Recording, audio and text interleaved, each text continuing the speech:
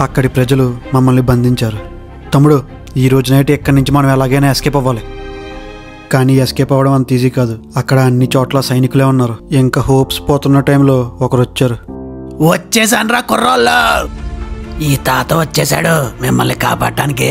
వాళ్ళతో ఫైట్ చేసి మమ్మల్ని కాపాడాడు. తాతను మనం తప్పుగా అర్థం చేసుకున్నాం. తను మన కోసం మళ్ళీ వచ్చాడు. అసలు ఏం జరిగింది తాత? అప్పుడు ఎక్కడికి వెళ్ళావు? అదంతా చాలా పెద్ద స్టోరీ, మొత్తం తర్వాత చెప్తాను. సరే పదండి, ఇంకొన్ని గంటల్లో ఆ గుహ మొత్తానికి క్లోజ్ అయిపోద్ది, మళ్ళీ ఎప్పటికీ ఓపెన్ అవ్వదు. దాదాపు గుహ దగ్గరికి వచ్చేసాం. కానీ నా కాలు వెనికేసింది. ఇంక నేను పరిగెట్లేను. తాత ఒకసారి వెనకాల చూడు.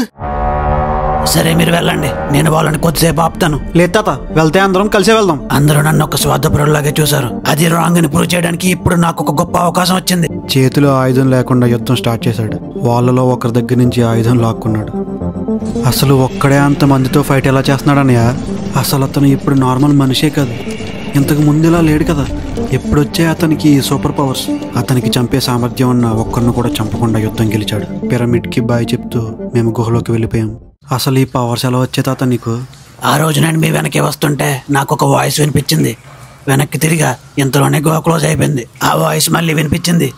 ఈసారి ఆ వాయిస్ ఎక్కడి నుంచి వస్తుందో అక్కడికి వెళ్ళాను. అక్కడ ఎప్పుడూ చూడని ఒక కొత్త రకమైన పజల్ గేమ్ ఉంది. అది ఆడి గెలిచాను.